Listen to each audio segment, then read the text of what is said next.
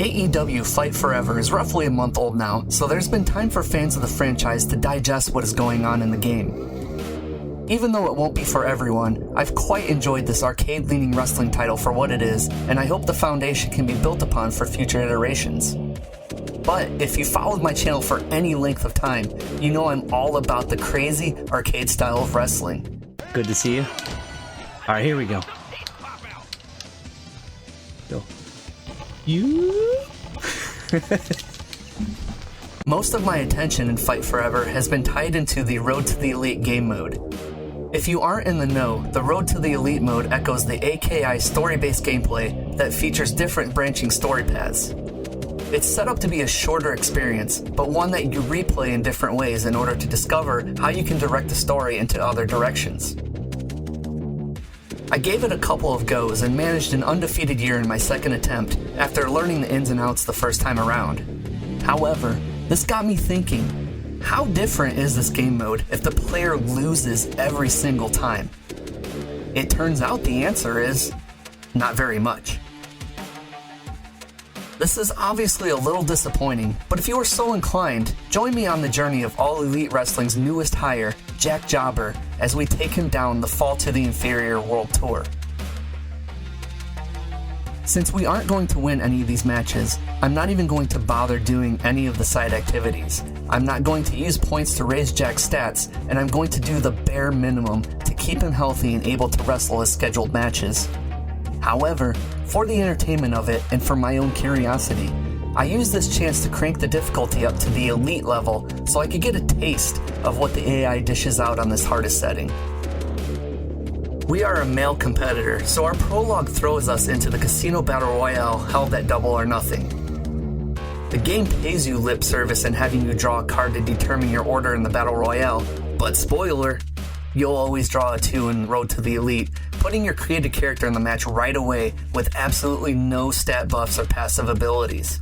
It is not in the cards for Jack to win this battle royale, but this would be my first sampling of the Elite difficulty, and we were going to take him as far as we could possibly go. Here it is, here's Jack's big debut. He's making his entrance before the AEW faithful, and he's gesturing. That means chokeslam. His finishing move he calls the False Hope. Jack is coming in here a house of fire, and he's ready to go, and oh no. Fortunately, Jack was able to make an unlikely ally in Nick Jackson, and he recovers to the point he is able to build momentum toward his signature move, 1 foot to the finish. Now I'll give you a little real talk here if you are starting out and would like something that'll help you out against the CPU. I found these signature kicks, the stock of super kicks selectable for your created characters that you can do out of the standing position, are incredible tools to drain the momentum from your opponent and wear them down fast. Especially when you level up the strength of these attacks, they hit fast and they hit hard, with the signature strikes able to be done repeatedly over a short period of time. As an added bonus, they will automatically send a weak opponent reeling back, where they can fall out of the ring in the Battle Royale, or they can fall into the ropes of an exploding barbed wire deathmatch.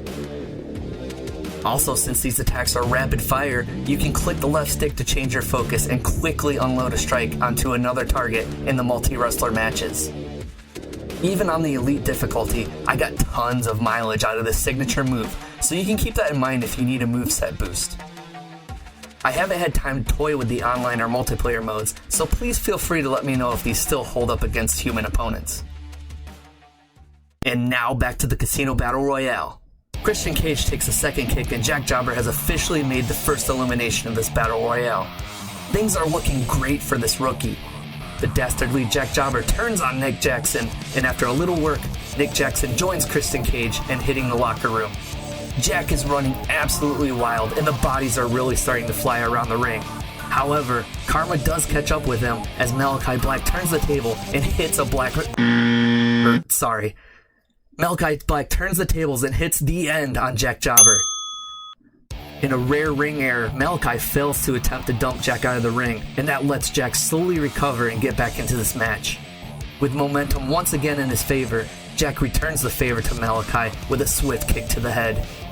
Jack continues holding his own, sending Matt Jackson packing, and a double team effort with Jungle Boy Jack Perry also eliminates Malachi Black. Vegas placed a plus 10,000 betting odds on Jack Jobber, and he's already earned 3 eliminations. The AEW locker room hasn't seen anyone quite like Jack Jobber, and his 1 foot to the finish kick is resulting in an early night for multiple wrestlers. Sammy takes a kick the second he enters the ring, and after a couple more signature moves, Jack Jobber sends him packing with one of the fastest eliminations we've ever seen. Jack Jobber is really feeling it now, and he's going blow for blow with the wrestlers that continue to pour out from the back in hopes of vying for the inaugural heavyweight championship. John Silver momentarily gets advantage, but his showboating costs him as Darby Allin dumps him out of the ring. The competition is being whittled down fast, and before we know it, the Joker of this casino battle royale, the lucky person who gets to enter in the final spot, makes his appearance. It's Matt Hardy! Jack Jobber has officially made it to the final 4. The fresh Matt Hardy takes advantage of the already battered competitors, and he quickly makes an elimination, bringing the field down to 3. But as Jack Jobber makes his rally, he is able to send Luchasaurus over the ropes, and Jack and Matt complete his trip to the floor. Jack has done the impossible. He has outlasted 18 other wrestlers, eliminating 12 of them with his own bare hands. Shoot foot. It's now down to the 2 finalists, with one of these wrestlers getting the opportunity of a lifetime. But then Jack looks to the back. He sees Tony Khan, who gives him the signal, and it's unfortunately now time for Jack to do the job. Jack begrudgingly takes the fury of Matt Hardy's offense, but at least Matt sends Jack packing with multiple signature and finishing maneuvers to give the crowd a real show and still make Jack go out strong. After one of the most impressive Battle Royale debuts in modern history, Jack's feet hit the floor and the bell rings in honor of the eventual first ever AEW World Heavyweight Champion, Matt Hardy. Jack, on the other hand, will be taking a bit of a different path to All Out. The critics did acknowledge Jack Jobber's impressive showing despite his defeat, but this came at a cost. One match in, Jack's marathon run through a grueling Battle Royale resulted in an injury. Jack was sent to a local medical facility, and thankfully it was found to only be a sprain. Jack Jobber starts his AEW career with an 0-1 mark, but his fast recovery will now see him on the road to All Out.